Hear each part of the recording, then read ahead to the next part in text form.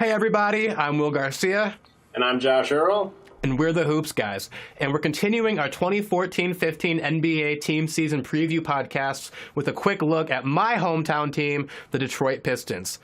Josh, put me out of my misery on it. Tell them how they did this year. Yeah, so they didn't do that well. Definitely didn't live up to the expectations they had after bringing in Josh Smith and Brandon Jennings in free agency. Wound up 29th and 53. 29 and 53. And obviously missed the playoffs. And it was just a bad year. Really bad. But there were some silver linings in this year. Yeah, aside from a couple of people, analytically speaking, the Pistons had okay shot selection. You have to take into account the context of everything with that, yes. Of course. Context rules everything around us. Exactly. They finished sixth in XPPS. Again, a large chunk of that was because they finished second in restricted area shot attempts, and they tied for eighth in the paint shot attempts. And a lot of those came off of offensive rebounds, where they finished first in offensive rebound percentage by a huge margin over the Memphis Grizzlies, who had second place. Yeah, that margin was the equivalency of the difference between second place Memphis and league average. Yeah. So they dominated the offensive boards. Additionally, they shot the fourth fewest mid-range shots. They tied for ninth in corner three-point percentage, and they didn't turn the ball over too much, finishing seventh in turnover rate. Yeah, those were all pretty good. A lot of that didn't carry over to the defensive end, though, where they really struggled. But there were a couple of bright spots. Namely, the team finished 10th at limiting shots in the paint and tied for 6th in the paint field goal percentage.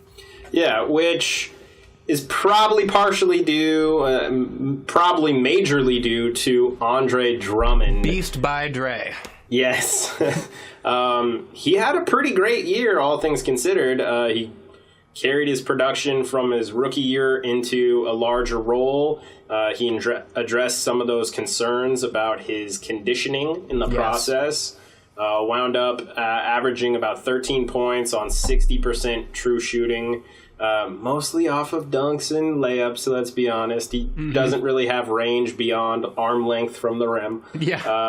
13 rebounds per game, which was good for second in the league. And averaged 1.6 blocks per game, so he was deterring shots in the paint. On top of that, or rather despite that, he's still pretty raw on both sides of the court. Yeah. He's an elite rebounder, nobody questions that, and he's a very, very good dive man because he's like Randy Moss. You just toss that up there, and he's going to get it. Yeah. And once again, a quality rim deterrent already. And he's only 21. He turned 21 on Halloween. Yeah. So you're talking about one of the best young players in the league. And the Pistons have a lot of reasons to be excited about him because with him, the sky really is the limit. And you can only expect him to improve from here. Exactly. And another guy who improved, although a bit more under the radar, was Kyle Singler. He made a significant improvement in sort of an evolutionary year where the box score stats looked about the same. 8.8 points versus 9.6 points. Pretty much the same in assists, steals, boards, blocks, fouls, turnovers, and minutes. But what he did improve was his scoring efficiency. From the three-point line, he went from 35 to 38%. From shots within 10 feet, so 10 feet to the restricted area, he went from 22% all the way up to 35%. So he's still a little bit below average, but he went from way below average to just kind of below average. So those changes, as well as a reduction in mid-range shot attempts and a couple more threes, has pushed his true shooting percentage through the roof. He went from 52%, which is about average, to 57%, which is well above average. And that established him as a legitimate scoring threat. Plus, he can play solid, but not necessarily like a lockdown defense, but he's smart, heady, good rotations, all that kind of stuff. Yeah. Unlike Singler, the Pistons overall didn't really play solid defense. That they did not. Yeah, they finished 25th in defensive rating, and they were 29th in defensive effective field goal percentage, in part because they gave up a lot of good looks, and they didn't really contest those good looks very well, as they wound up 23rd in defensive expected points per shot, which shout out once again to Ian Levy at Nylon Calculus for that Check great the description. Stat. It measures the value of your shot selection and obviously the defensive side of that as well. Mm-hmm. And they also were 27th in defensive actual points per shot. So once again, gave up good looks and didn't really contest those good looks, and opponents sank them. Yeah, and we were saying a lot of good things about Andre Drummond as a rim deterrent, but overall as a team, this team's defense near the rim just wasn't very good, but they were 24th worst at preventing shots near the rim. And then additionally, they forced the fifth fewest mid-range shots from opponents, and they gave up a lot of threes, finishing 23rd at preventing corner threes and 21st for shots above the break. Yeah. Teams also made mid-range shots against them that they wound up finishing dead last in defensive field goal percentage from mid-range. And they also really struggled, surprisingly, considering how dominant they were on the offensive rebounding side. They really struggled on the defensive glass, finishing 23rd in defensive rebound rate. Yeah, and we've been talking about the defense, but the offense wasn't that much better, with the Pistons finishing 19th in offensive rating, 24th in effective field goal percentage, and 29th in points per shot. The Pistons just couldn't make shots, finishing in the bottom 4 in the paint, from mid-range and above the break 3-point percentage, and finishing in the bottom 10 from the corners. And they also tied for 21st at free throw per field goal attempt, and they also finished last again at free throw percentage, and that's largely because of Andre Drummond and Josh Smith. Speaking of Josh Smith, he was part of the reason why this offense struggled last year. Yeah. His 2013-2014 season wound up tied as the second worst in NBA history. The J was not smooth. Yeah, for players who took over 200 three-point attempts in a season, he had the second worst three-point percentage in history. Ever. Shout out to Antoine Walker, who had the first. Yeah. Smooth's non-smoothness from the three, it really contributed to one of the least efficient scoring seasons in recent memory. He wound up having a true shooting percentage of just 46% on 16 shot attempts per game. Yeah, that killed this offense. And another guy who's kind of responsible for killing this offense is Brandon Jennings. Similar issues with shot selection. Brandon Jennings, if there is a contested off-balance pull-up to be found, he will take it, and if there isn't one, he will find a way to make one. Way too much of that off-balance, herky-jerky, start your shot from 20 feet away, end it at 13 feet away because you're leaning way in and you're so off-balance. This guy just doesn't know how to shoot, I guess, or when to take a good shot. I don't know. And then additionally, he can't finish either because he only has one hand. And it's his left one, and it's kind of telegraphed what he's going to do. So he shot below 53% at the rim and had a sub 50% true shooting percentage. Yeah, he improved as a facilitator a bit. But with his shot selection, finishing, and his defensive issues, the guy's a complete minus on the defensive end of the court as well. He's just so far below average as a starting point guard in today's NBA with such a crowded point guard market. Yeah. One guy that was also kind of struggling last year offensively was Kentavious Caldwell-Pope, or KCP. He was a guy I was really high on going into that 2013 draft, and I thought he was a really good pick by the Pistons, but he had a rough rookie year. Defensively, he was really solid. He was energetic. He didn't take plays off. Did pretty well for a rookie defensively. Absolutely. But offensively, he struggled mightily as his true shooting percentage, much like Brandon Jennings and Josh Smith's, was also sub 50%. And he didn't really, and part of this is role, part of this is the fact that he's a rookie, but he didn't really contribute much in any other areas. So outside of defense, he kind of had a pretty bad rookie year. Yeah, but one guy who's good at defense and offense is Stan Van Gundy. Not necessarily as a player, but as a coach, his systems are pretty solid. I think he's one of the best coaches in the NBA. Definitely. You know, just listen to the guy talk, essentially. Anytime you get the opportunity to, he's just going to drop some knowledge. In his term and just one of the best minds for being able to create cohesive systems out of his rosters. I mean, look at what he did with that Magic team. It was pretty beautiful basketball. Having said that, I don't think that's going to necessarily be able to carry over to Detroit right away because he's going to have his work cut out for him. Yeah, that said, I think he was by far one of the very best offseason acquisitions this year, and the Pistons are extremely lucky to have him. Agreed. Another guy the Pistons are probably going to be pretty lucky to have once he returns from injury is Jody Meeks. Yes. He had a career year with the Lakers last year as he improved as a finisher and he shot the lights out from three, all while being pretty solid defensively on the wing. Like I mentioned, he's out right now with a back injury, and that won't help quiet the detractors of his 3-year, $19.5 million contract with Detroit. But he's going to bring some much valuable spacing to a team that could really use it. Yeah, and as a shooter, he's amazing. And as a guy who can create for himself off the bounce, he improved that way last year quite a bit. Another guy who improved quite a lot last year, especially in terms of being able to work off the ball, but also be able to create a little for himself, DJ Augustine. Yeah. DJ Augustine, he's a knockdown shooter.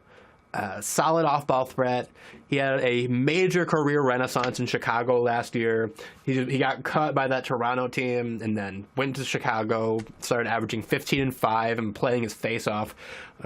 Pistons fans are going to be seeing Augustine a lot, I think, because his scoring ability, his ability to function off the ball, his ability to make solid, fundamentally sound plays, it makes him a really viable candidate for major minutes. Yeah, that's why he's on my fantasy league roster. Yeah. One guy who's not on my fantasy league roster but should help the Pistons this year is Caron Butler. Yeah. He posted a career best 44.1% from three last year in his 22 games as a zombie Sonic. Yeah. While there's a lot of mileage on him over his 13-year career, he's still going to be able to add yet another floor spacing threat to a team that desperately needs it. So do you think this team's done adding three-point shooters? Nope, I think there's at least one more. Yeah, and his name's Cartier Martin. And that's basically all he does. But He has a cool name. He has a cool name. He's a good shooter. For a minimum contract, sure, go to town. Yep. Probably won't see much time, but one guy that we both hope sees plenty of time this year is Spencer Dinwiddie. So who has the better mustache? Him or Stan Van Gundy? I'm going Dinwiddie. I'm going Dinwiddie too. Sorry, Stan Van. Honestly, if it weren't for the torn ACL, Dinwiddie would definitely have been a first-round pick last year and probably lotto at that. He's a 6'6" combo guard, and I mean a combo guard in the best sense of that word. He can run the offense very well as a point guard and make sound decisions and be a facilitator. And he can also be a very strong scoring threat from the perimeter either on ball or as a floor spacing off ball threat who can finish at the rim or from three. And he brings all these skill sets while also playing good defense. Yeah. In my opinion, the Pistons got one hell of a steal at the 38th pick. Yeah, I'm kind of shocked no one took him. I'm not shocked, but I would have taken him first round in a heartbeat. Yeah. Another quick question. Do we count facial hair on our all-hair teams? We'll have to think about that later, but if we do, he's on the team. Okay. Another guy who was on the team last year, not necessarily on the all-hair team because he doesn't have any, but on the Pistons team was Chauncey Billups. As you can tell by my Richard Hamilton jersey back there, I've been watching the Pistons for quite some time. I grew up watching Chauncey Billups, and he's one of the best Pistons ever and a crucial part of that championship team from 2004. But he's also 38. And last year he was a shell of himself, only played 19 games, only shot 30%. When they first said that they were bringing him back, I thought he was going to be a coach. That's Yeah. So I was not expecting to see him play last year, and he didn't really play all that much at all. The team's going to miss his leadership, and fans are going to miss being able to see one of their favorites on the bench. But on the court, I don't think this is a big loss. Yeah, one guy that at least Will and fans who think like Will won't miss next season is Rodney Stuckey. Yeah. He's kind of thought of as this combo guard who can create his own looks, but he's got a career 51% true shooting percentage.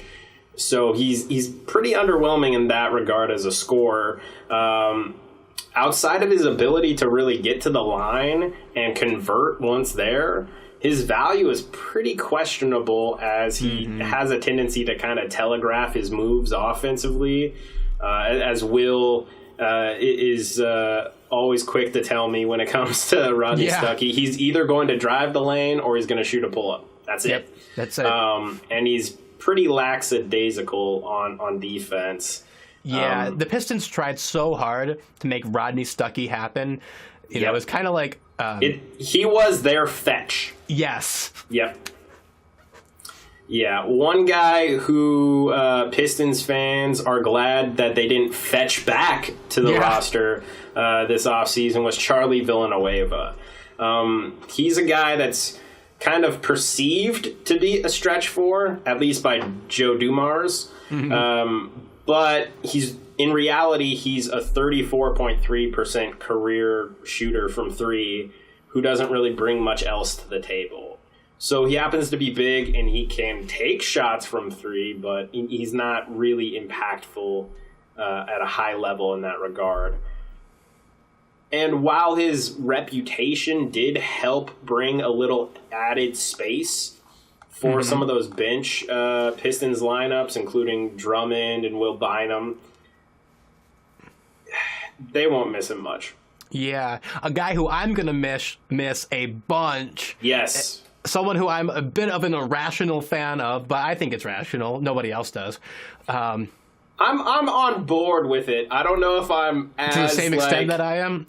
I don't know if I'm as up to my neck in it as you are, but I'm on board. Josh Harrelson, Jorts.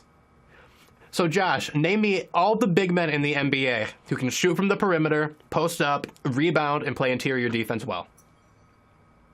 Let's see. Serge Ibaka, Chris Bosh, Paul Millsap, and if you include shooting not quite three, but close to three, then, LaMarcus and Al Horford. Don't forget Diaw. And Boris Diaw, of course. So you've got, 7 there? Yeah, not a whole lot of people have that combination of skill sets. George is one of those guys. Unabashedly, unequivocally, that is Josh Harrelson. He can do those things. Yet somehow he's playing for the Chongqing Flying Dragons, and guys like Ryan Hollins get to stay in the NBA. What's up with that? That makes no sense. I get it. Yeah. He's not the fastest. He's not the most mobile. He's kind of fat for an NBA player standards, and he struggles at guarding things like pick and roll because of it. Yeah, I get the criticism. I get it. But this team had no spacing last year, And I don't get why they got rid of the only true floor spacing big dude on the roster, especially considering everything else the guy can do. I just don't get it. Makes no sense. One thing that kind of makes sense, but also has me kind of a bit miffed, is that they got rid of Peyton Siva.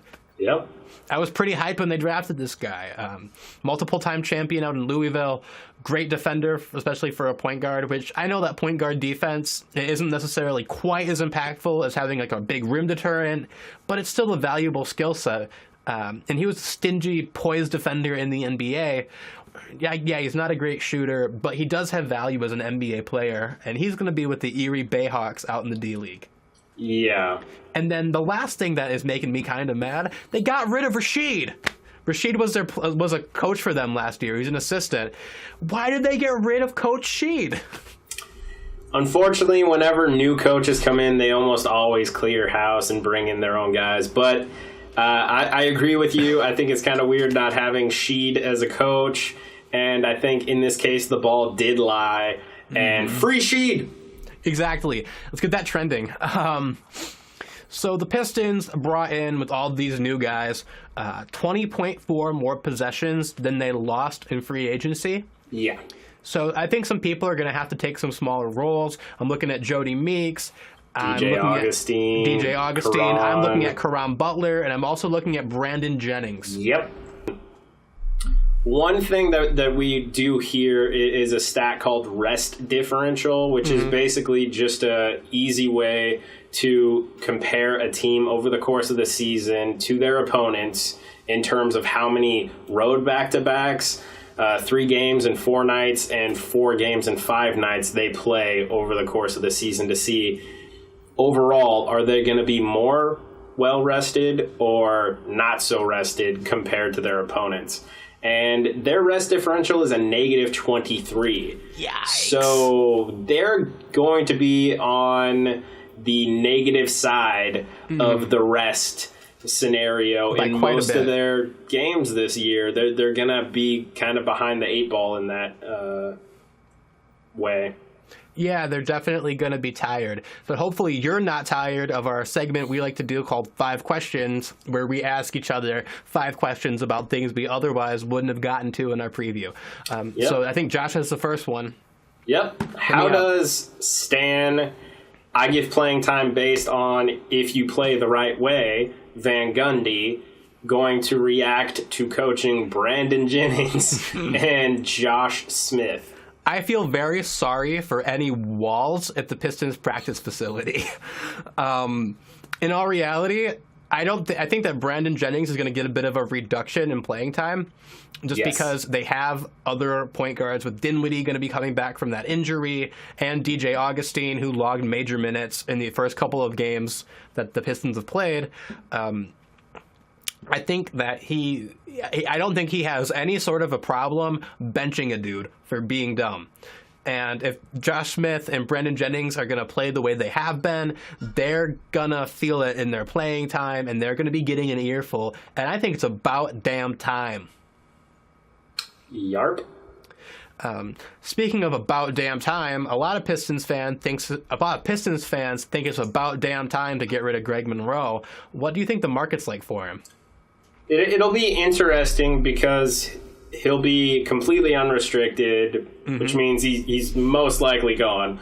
But the market in 2015 is going to have a lot of more attractive big centers and power forward names. Yeah. So he's probably going to have to wait a little bit to get an offer, to get a quality offer, but he's a guy that I think will wind up getting paid by some team who misses out on their main targets in the free agency in 2015. Yeah, I think Greg Monroe is the kind of guy who gets really hurt by what we're learning more about basketball from an analytical perspective, because he's not a rim protector and he's not a shooter. He doesn't provide any sort of floor spacing. So that kind of doesn't help his case. But I think that somebody will give him something that resembles like a $10 million, $12 million a year deal.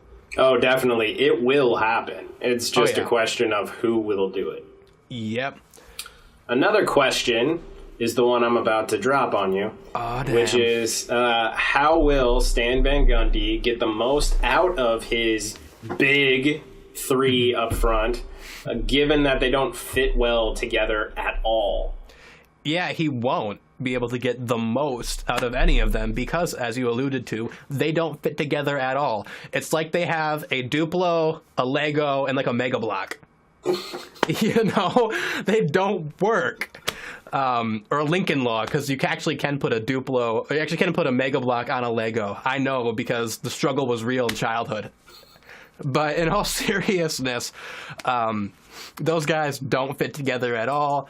There really isn't all that much you can really do about that. I think if anything, it's kind of, I mean, we know that they're trying, they've been in talks about moving Josh Smith. We'll get to that a little bit later. And really none of those guys fit well together, so it's kind of just going to be a mess. Yeah, I think we'll see a lot of staggering of minutes. I think so too. Yeah. Speaking of staggering, hopefully Andre Drummond's growth isn't staggered.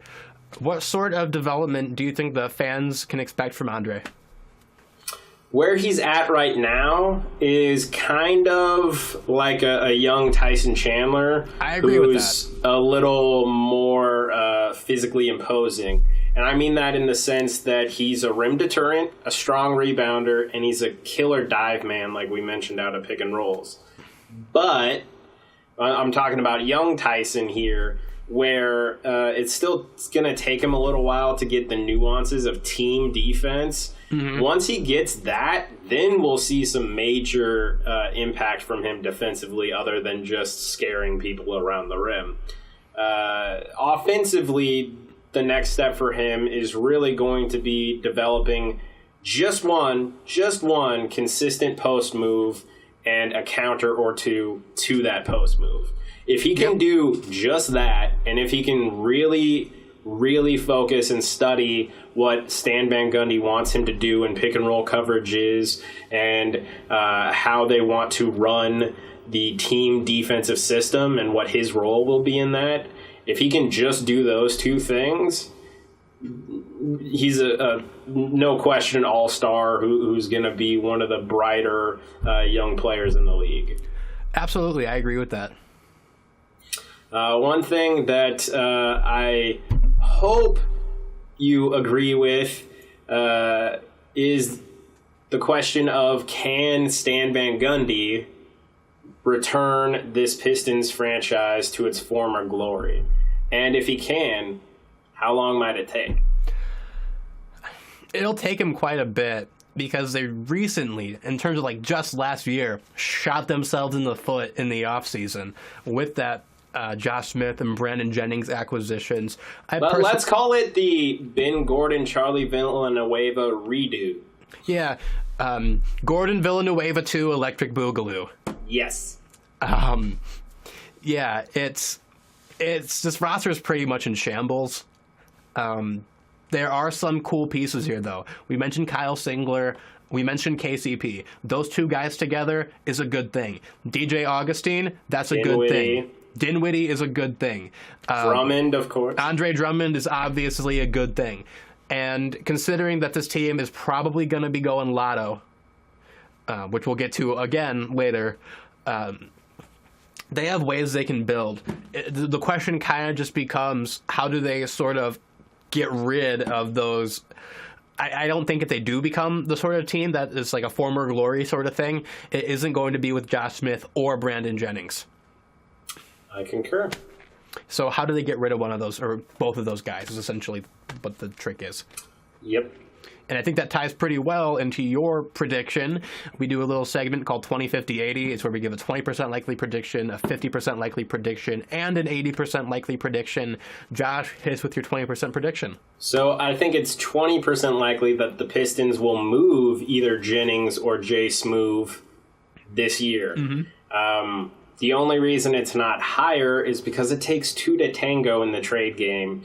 And they'll basically nobody wants those guys. they'll have to trick somebody into taking Josh Smith's contract on, just because it goes through 2016-2017 season, and at big money, $13.5 million a year for a guy. Once again, he has some good things he brings to the table, but he also has this maddening desire to shoot mid-range and three-point shots that he really shouldn't. No. So unless they can trick some team to take him on, that hint's only 20% likely. Yeah, I don't see how they do it without throwing in a pick. Yeah, multiple. Which I don't think they want to do. Speaking of picks, I think it's 50% likely that their second-round pick from this year, Spencer Dinwiddie, ends the season as a starter. Ooh, going bold. I don't think it's that bold. He has 2 positions he could potentially start at by the end of this year. Ooh, didn't think about that. Okay, I see what you did there. Okay, here's with your 80. I think it's 80% likely, sorry, buddy, that Will won't have a particularly fun season as a Piston fan this year. Yeah, I'm going to say it's going to be 100%. I was trying to include some measure of hope. I'm a Pistons fan. I haven't had hope in like 8 years. Anyway, I think that it's 20% likely that the Pistons make the 7th or 8th seed in the Eastern Conference, and a lot of that ties in with your 20, being able to get rid of one of those 2 dudes. It could happen. They might win like 35, and that could be enough. It wouldn't be shocking. You could have a pretty ugly year and still be fodder for the Bulls or Heat, or Bulls or Cavs. Yep. So that wouldn't shock me. I think it's 50% likely that KCP establishes himself as a primary or secondary scoring option for the Pistons by the end of the year. Through his first 3 games in this season, he's shooting 14 field goals per game. He's shooting terribly. Yes, very badly, terribly. And he didn't shoot that well last year. But I can see where you're coming from, where I think it's likely that he does wind up being one of the main scoring threats or options on this team, just because, like we said, Drummond's not doing anything outside of dunking distance. Yeah. Josh Smith really shouldn't be shooting too much. Neither should Brandon Jennings. And Greg Monroe is going to be probably either coming off the bench or kind of alternating with Josh Smith in terms of coming off the bench. So yeah, I think, plus he's going to be one of the few guys on this roster who isn't going to make Stan Van Gundy want to go reverse Sprewell. Yeah, possibly. Yeah. Speaking of which, I think that's 80% likely that the Pistons get a top 10 pick in this year's draft. There are a couple of handfuls of bad teams, and I think the Pistons are clearly in that couple handfuls of bad teams. Yeah. Speaking of which, I don't think this team's going to be very good, but do you? Narp. Yeah, agreed. Anyway, that concludes our 2014-15 NBA team preview on the Detroit Pistons. If you like this video, leave a like. If you dislike this video, leave a dislike. If you want to say something about this video or this team, leave a comment. And if you like this video enough to want to watch more of them in the future, hit the subscribe button so you can be notified of all our future videos. Thank you so much for watching. Take care, everyone. Okay, and goodbye.